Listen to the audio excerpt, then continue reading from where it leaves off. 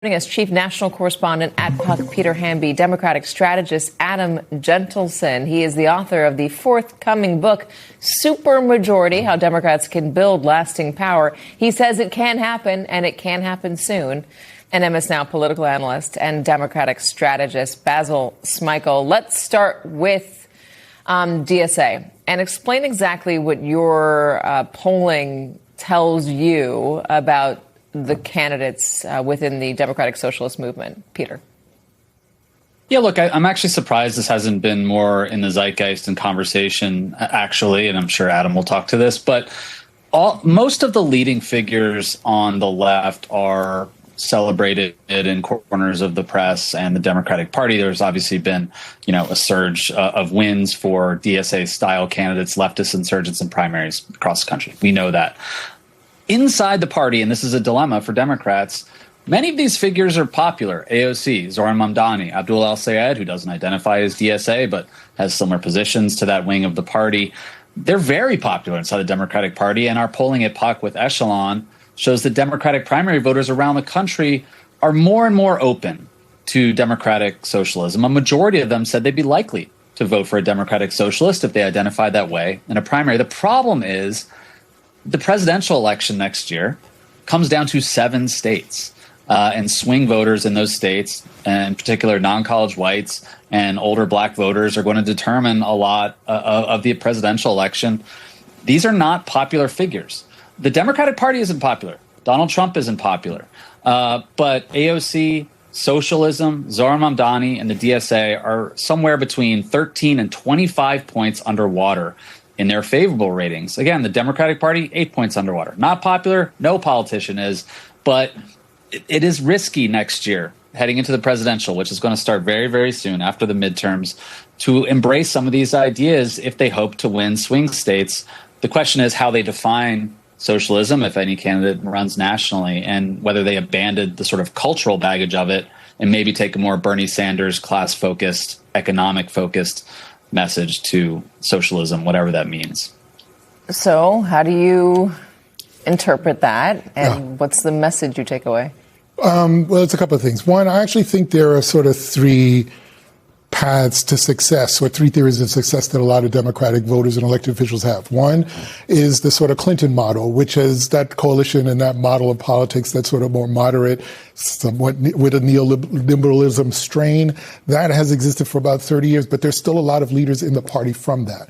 There's an Obama era, which was more focused on Obama himself, very strong in the fundraising, didn't have a tremendous amount of coattails from that, but an extraordinarily charismatic person that brought a lot of people into the fold.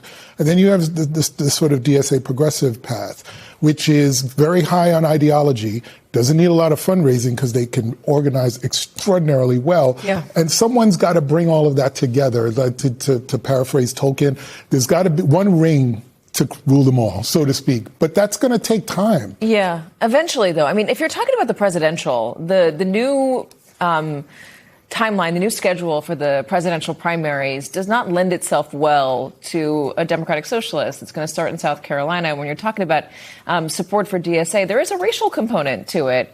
Black and brown voters are generally considering themselves, according to Puck's polling that I read this morning, more moderate.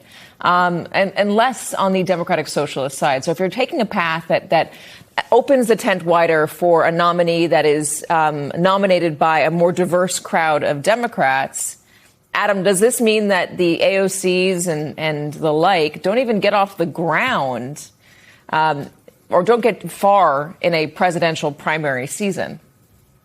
It could. I think it's going to be, this is a brand new calendar in the primary season. It's going to be really interesting to see how it goes. One rule of these things is they never quite go the way you think they're going to go. So I think we should all, keep an open mind about what the calendar itself means. But I think what we're struggling with as a party is that primary voters have completely lost faith in the establishment to tell them who and what is electable. And so what you're seeing in these primaries is primary voters saying, we're going to roll the dice some of the time. In Michigan, they decided that after being told over and over again that Haley Stevens was more electable, they decided to go with Abdul El-Sayed. And, they're willing to take these risks. what we're going to have in November is a real apples to apples test of how some of these progressives do in competitive races. And what's really going to matter for 2028 is what lessons we take from that, right? If El Sayed wins Michigan, but narrowly, but then a candidate like Jon Ossoff wins Georgia by a lot, you could argue that the Ossoff model is the better model for Democrats to adopt broadly, right?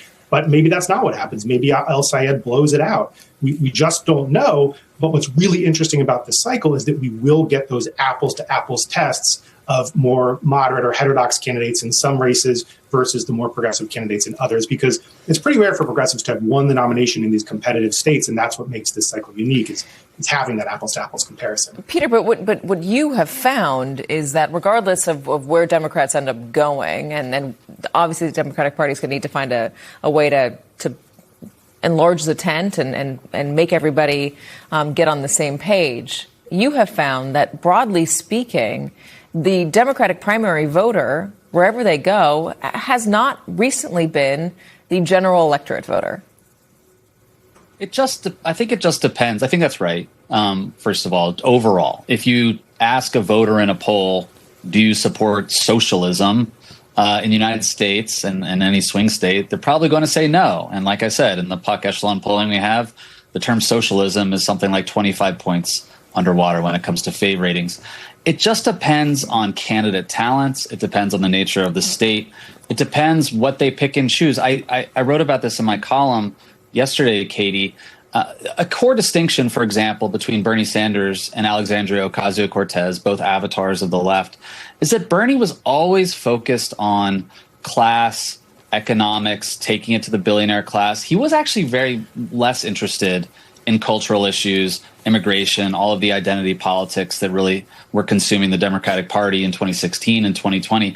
Whereas AOC, even though she tried to wave off woke 1.0 the other day, she sort of dabbled in that intersectionality, prison abolition, defund the police universe. That cultural stuff is the stuff that's very unpopular. I mean, Basil is from New York. Think about the difference in Daria-Liza Chevalier and Claire Valdez.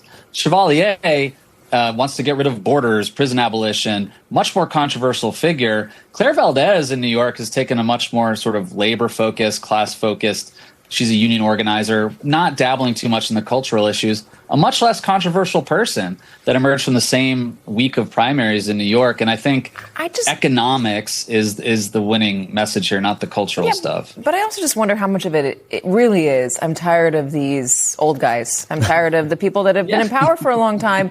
I want something fresh and new. Yeah, I think this is a change election within the party, right? Yeah. And that's, so I think you should see. Daria-Liza is actually going to be my member of Congress. So yeah, we'll wait to see. But I just very quickly, I absolutely think that a lot of those issues, particularly the stuff that AOC was talking about, and this is the reason they start losing people, is because when you try to laugh off something like Woke One, there is a realization that there have been communities, black and brown communities, that have been working on these issues for decades, for generations. And so you don't own those issues, you inherited them. And as a result of that, you can change tactics, but you can't just sort of laugh it off and then move to something else. And I think with a lot of older voters, particularly African-American voters, that's some of that disconnect, that there doesn't seem to be an acknowledgement of the continuation of a struggle around a lot of these issues. And they are important. Criminal justice reform and policing and so on. If you say you're going to laugh it off, does that mean that it's over? We got to pay attention to something else? Like, who gets to say that? Yeah.